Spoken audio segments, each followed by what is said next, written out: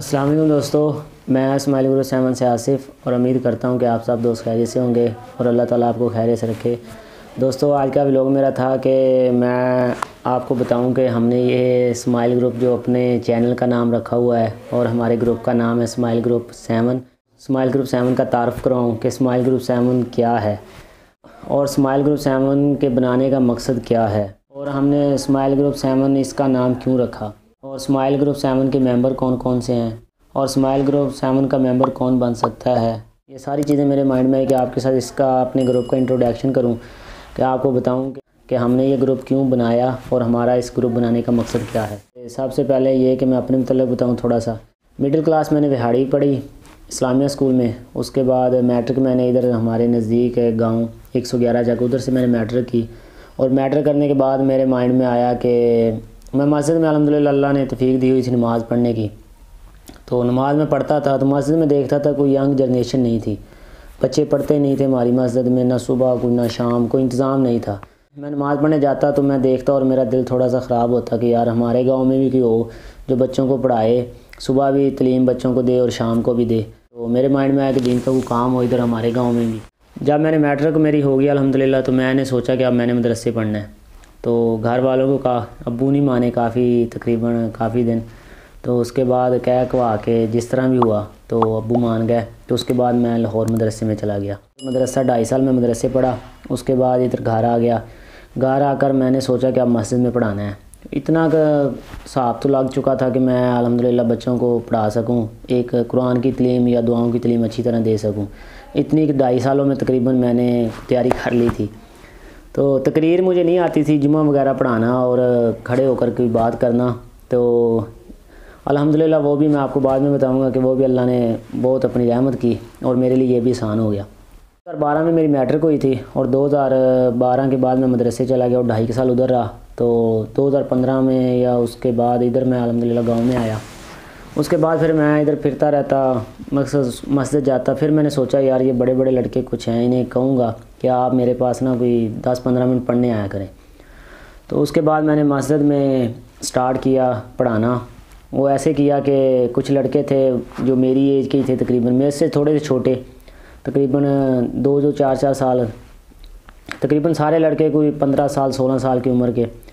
تو 2016 میں جب میں نے پڑھانا شروع کیا تو میں نے سٹارٹ تقریباً چند لڑکوں سے کیا۔ مسجد میں گیا، باہر لڑکوں کو ملا اور انہیں کہا کہ یار آپ میرے پاس نا مغرب کے بعد، اونلی مغرب کے بعد میرے پاس پڑھنے آیا کریں، صرف میں آپ کو ایک دعا دوں گا، کوئی بھی مقصد کے روزمرہ کی دعا جو اللہ کے رسول صلی اللہ علیہ وسلم پڑھتے رہیں، اور اس کے بعد قرآن کا ایک آیت جس کا ہم ٹرانسلیشن یعنی کہ ترجمہ، اگر کسی کو قرآن نہیں آتا تو اسے وہ تھوڑا سا قرآن پڑھا دیا کروں گا۔ تو میں نے سٹارٹ کیا تقریباً 3-4 لڑکوں سے۔ وہ میں کرتا ایسے کہ پہلے ان سے محبت کی اللہ کی رضا کے لیے، کہ میں سٹی سے نا ٹافیاں لے آتا، ڈبہ 5 روپے والی بٹر ٹافی ہوتی تھی اس وقت، آج سے تقریباً 5 سال پہلے، 5-6 سال پہلے۔ تو وہ ٹافیوں کا ڈبہ میں لے آتا، وہ لڑکے کو جہاں بھی مجھے کو ملتا میں پہلے دے دیتا اسے، اور نال اسے میسیج دے دیتا کہ یار آپ نے مغرب ٹائم پڑھنے آنا ہے۔ اس کے بعد وہ مغرب ٹائم کچھ لڑکے میرے پاس آنے لگ گئے، تقریباً 10-11 لڑکے ہو گئے۔ تو مغرب کی نماز پڑھتے ہم، تو ہماری مسجد میں چھوٹی کی لائبریری تھی، تو ادھر بیٹھ جاتے، تو اس کے بعد ایک دعا پڑھتے ہم، کوئی بھی چھوٹی سی دعا، جیسے کھانا کھانے کے بعد کی، نماز کی کوئی دعا، اور اس کے بعد تھوڑا سا ہم قرآن کا سبق پڑھ لیتے۔ جن لڑکوں کو قرآن آتا تھا وہ ترجمہ پڑھ لیتے ایک آیت، اور جن کو نہیں آتا تھا تو وہ قرآن انہیں سکھانا شروع کر دیا میں نے۔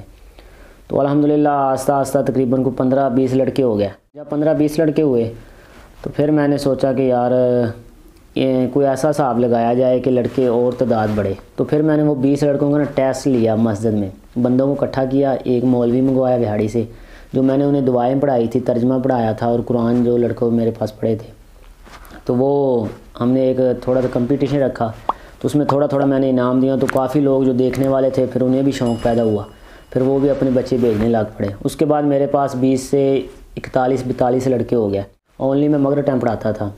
جب میرے پاس 41 لڑکے ہو گئے، 41-42، تو مغرب سے ہم نے عشاء ٹائم کر دیا، مغرب سے لے کر عشاء ٹائم تھا، کیونکہ لڑکے زیادہ تھے تو کور ہونا مشکل تھا۔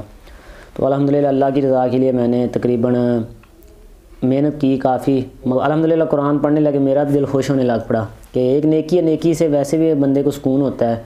تو الحمدللہ آہستہ آہستہ وہ کام بڑھتا گیا. تو ایسے الحمدللہ مسجد میں ہمارا حساب کتاب لگا تو لڑکے الحمدللہ آنے شروع ہو گئے. تو تب میں نے پھر اس کا نام اپنے گروپ کا میں پہلے لکھتا ہوتا تھا. ایک میرا ٹائٹل تھا جو میں اکثر جگہوں پہ لکھ دیتا تھا, آلویز اسمائل.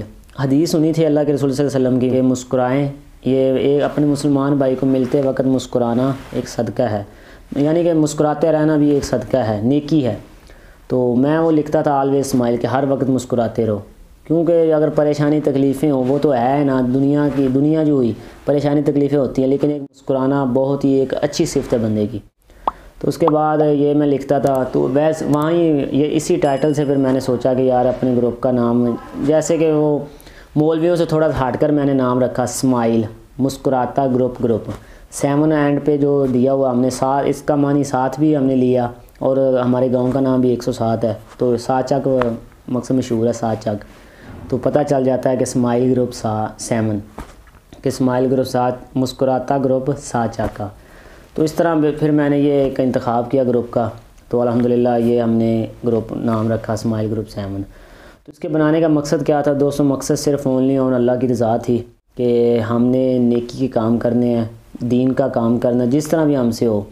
کسی کے کام آنا ہے, کسی کی مصیبت زدہ کی مصیبت کو دور کرنا ہے, جس طرح بھی ہم سے مناسب ہو ہم نے اچھے کام کرنے, اور ایک اچھا گروپ, ایک اچھی اپنی کمپنی اور اچھے معاملات کے ساتھ ایک زندگی گزارنی ہے.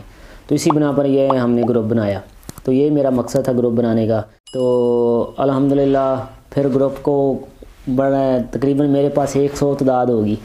تو پھر نیکسٹ ولاگ میں انشاءاللہ میں آپ کو بتاؤں گا کہ کیسے میں نے کام کیے, جس کی وجہ سے لڑکے بڑھتے گئے اور الحمدللہ مجھ سے محبت کرتے گئے, اور دین کا کام میرے ساتھ ساتھ جیسے میں کہتا ویسے الحمدللہ کرتے گئے. اور ایک چک میں ایک مثال ہی بن گیا الحمدللہ ہمارا گروپ. کہ میں نے تو یہی دیکھا ہے کہ جہاں بھی ہمارے گروپ کی کسی کو ضرورت پڑی تو ہمارے لڑکوں نے الحمدللہ ہمارے لڑکوں نے احساس کرتے ہوئے نیک نیتی کے ساتھ ان لوگوں کے کام ہے جن کو ہمارے لڑکوں کی ضرورت تھی کسی بھی لحاظ سے. تو ہر جگہ کہیں نہ کہیں ہمارے لڑکے ماشاءاللہ نیکی کا کام کرتے نظر آئے. تو بس یہی ایک میرا مقصد تھا. تو نیکسٹ ولاگ میں انشاءاللہ میں آپ کے ساتھ شیئر کروں گا کہ اس گروپ کو اکٹھا کرنے کے لیے, ایک ساتھ چلانے کے لیے میں نے کیا کچھ کیا. وہ صرف اونلی بتانا یہ کہ اس لیے یہ باتیں آپ کے سامنے رکھنی کیونکہ آپ بھی ایسے معاملات کریں جو آپ کے لیے بھی صدقہ جاریہ بن جائیں اور ذریعہ نجات بنے, اور دنیا میں رہتے ہوئے بھی آپ کے لیے آسانیاں, برکتوں اور ایسی بہت سی چیزوں کا ذریعہ بنے. تو ٹھیک ہے, دعاؤں میں یاد رکھ. نیکسٹ ولاگ میں انشاءاللہ میں آپ کو لڑکوں کا بھی سارا تعارف کرواؤں گا, اور اس کے بعد کیسے انہیں میں نے اکٹھا کیا, تو یہ ساتھ ساتھ چلتے گئے. تو ٹھیک ہے, نیکسٹ ولاگ میں ملتے ہیں. دعاؤں میں یاد رکھنا. خوش رہیں, خوشیاں بانٹیں. السلام علیکم.